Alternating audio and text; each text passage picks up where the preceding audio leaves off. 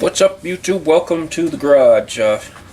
Getting into something a little out of the ordinary for me today. The wife mentioned the other day that she would be interested in metal detecting. So I have this, my dad gave this to me years ago. I've never messed with it.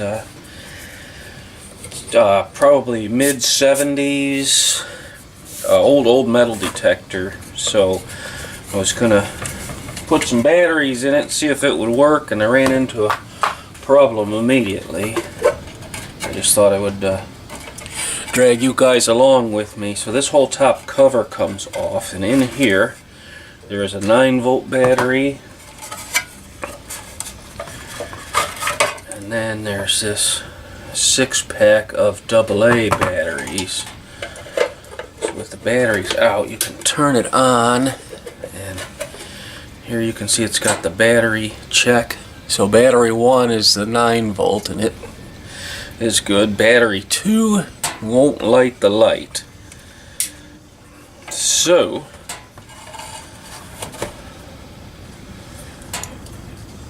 here is this battery pack. Now these, what came out had just a little bit of corrosion on them. The batteries that came out here, I have no idea how long they've been in there. Could have been since the 70s for all I know. So I think my problem is the corrosion that's inside of here. I don't know if there's anything else wrong with the metal detector, but I'm pretty sure that this corrosion isn't helping at all. So, looking online briefly, I see there's about 1,000 different ways to clean this stuff up. Everybody has the best way. What I'm going to do is get a little bit of vinegar and some Q-tips. See if we can clean that up and maybe get this thing working. So give me a second to get ready and I'll come back. Alright, so here's a little lid off of something that I'm going to use for a container. Oops, probably more than I need. This is just regular old white vinegar, and it is supposed to clean the corrosion right off here. Baking soda was another popular one. I don't know, the vinegar just seemed easy, so I'm just going to take a Q-tip. Oh, and it actually starts bubbling right up, so maybe this will be the ticket. So I'm just going to see if I can clean all of the green out of here. And it is actually coming right off for the most part.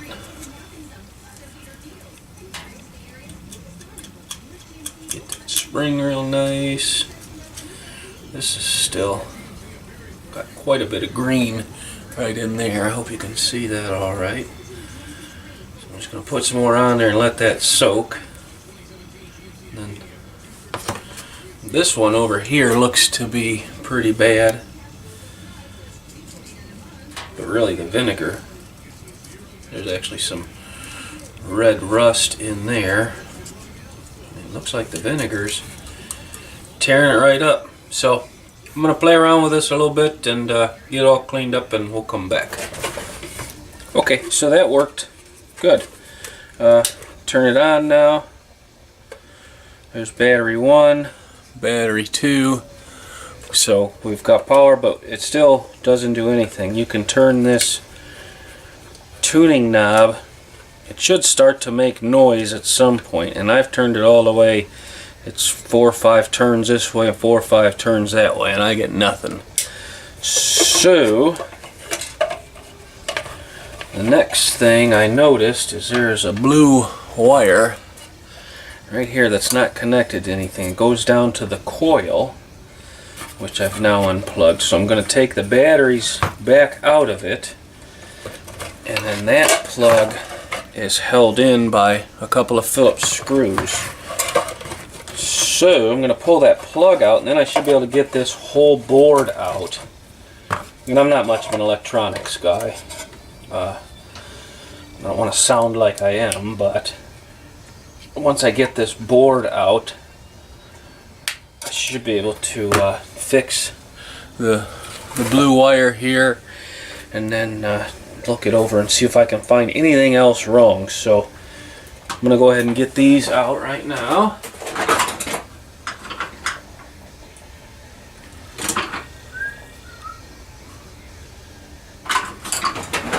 Good enough. Hopefully they want to come out, and they do.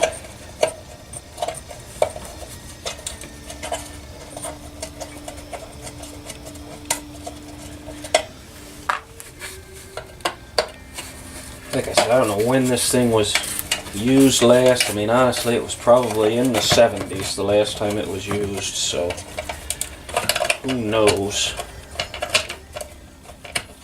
Like I said, I'm not an electronics guy at all. I'm not sure how much I can do for it.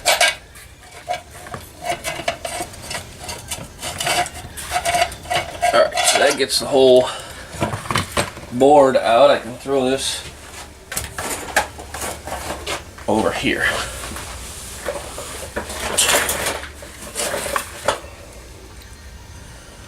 Everything looks okay on that connector. I don't see anything that would be shorted.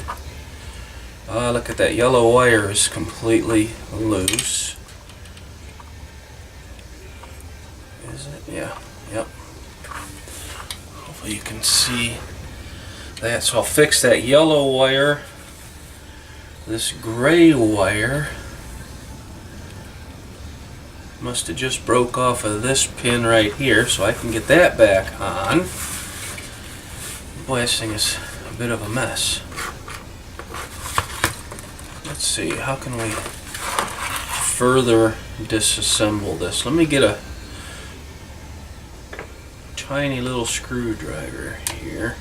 Let me find something small enough to get those knobs off, and I think I want to take the screws out of here, and I think I want to just take the whole board off of here to work on it. Sound good to you guys? Let's do that. Alright, let's see if this little guy will get the knobs loose. Looks like it will. Okay. There's one knob.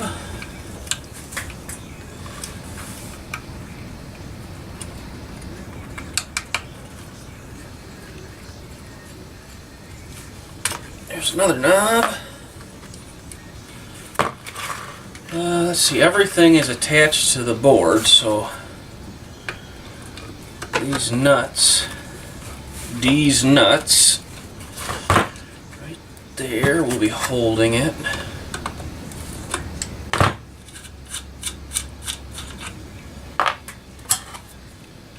I want to get the whole thing apart where I can really look at that board and see, because if it's got a bunch of corrosion on it or something, you know, it's probably not something I'm going to be able to fix.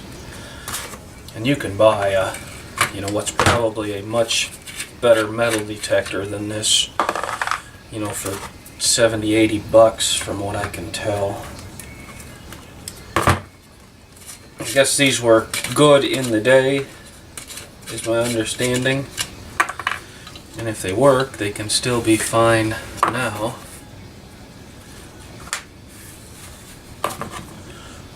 But if it doesn't work, it's probably not worth messing with. And that little nut doesn't want to turn. It's trying to turn the whole switch. Okay, that one came.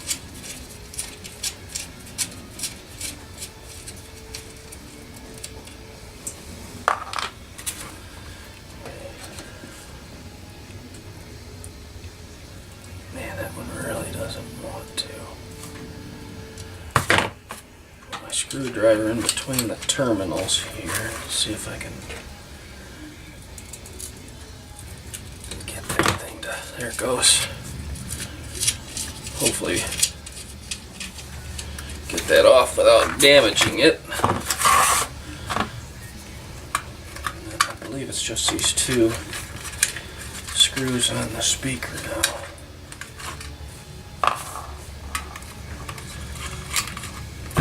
But I'd like to get this thing working. I remember my dad had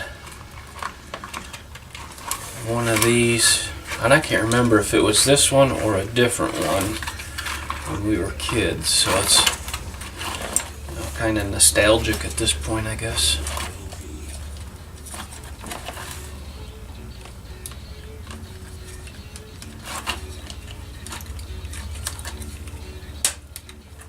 These buttons seem to be a little tight. Now the buttons are moving, this LED is not. I don't know if that's an LED in the 70s. It could be just a light bulb, for all I know. Looks like it should just come out, I think.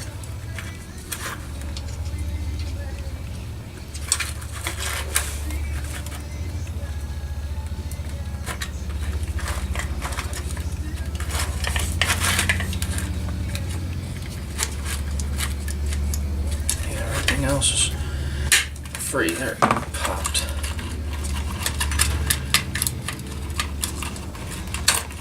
Okay. Ooh, boy. So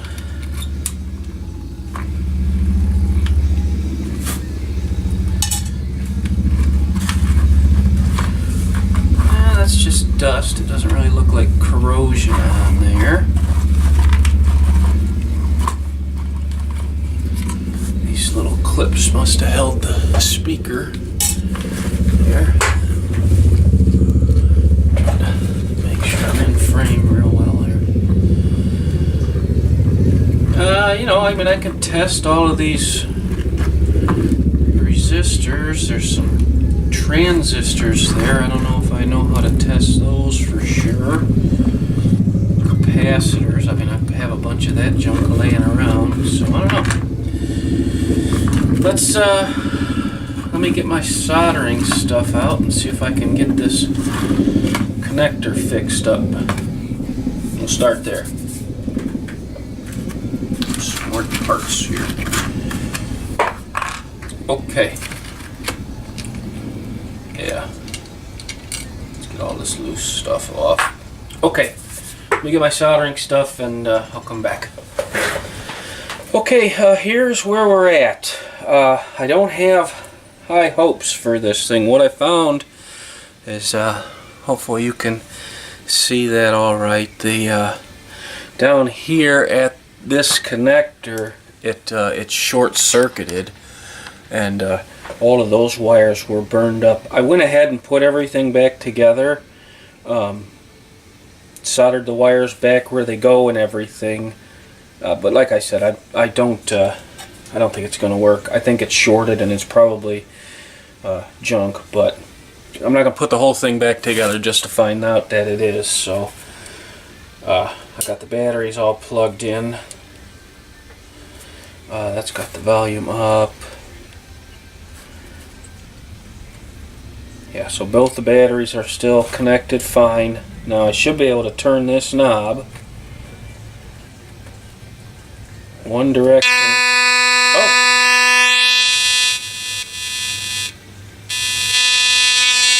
Oh! That's actually promising, isn't it?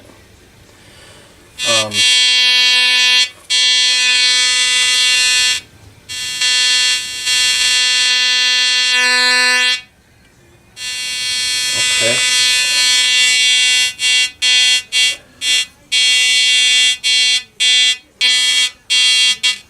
I think it works. That's kind of cool.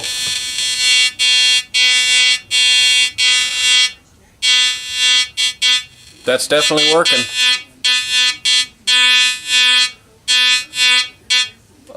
Wow. So that's pretty cool. You know, things are falling apart on it. This battery switch, the solder joint came apart. So I'm going to, at this point, very carefully put it back together. and maybe I'll take it out for a test run. It's awful cold today, and I'm kind of a sissy, so I may not test drive it today, but I'm just going to put it back together opposite of it came apart, and we'll come back and have some final thoughts or something here.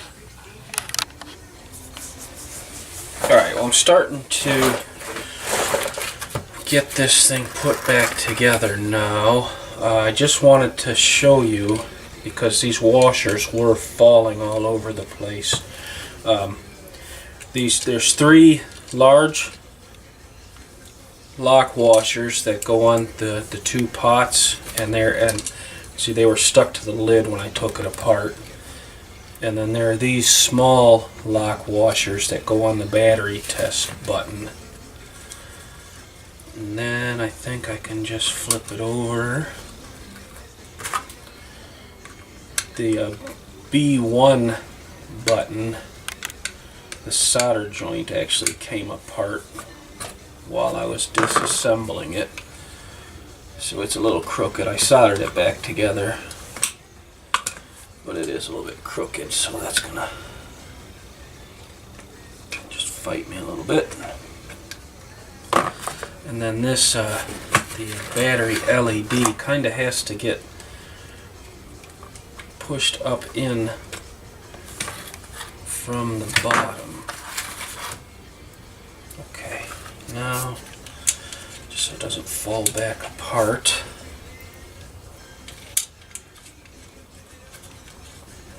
I'm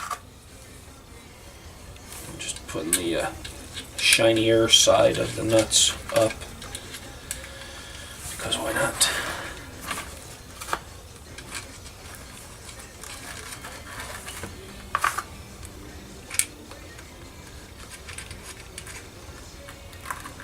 That'll kind of keep everything from falling apart. Now, the speaker had this thin washer under the nut, in case you didn't notice that when I took it apart. I don't know if it's been apart before. I'm just assuming that it, came from the factory like this. So now I just push that LED up there. And I'm going to go and I'll get all the nuts tightened up and get this connector installed back into the case, and then we'll come back at that point. Knobs back on, things like that. The rest of it's all pretty straightforward, so I'll spare you watching that. Okay, so this is kind of cool. I got this thing out and set it up a little bit, and I immediately get a signal right there. So you can see I stuck the shovel in the ground and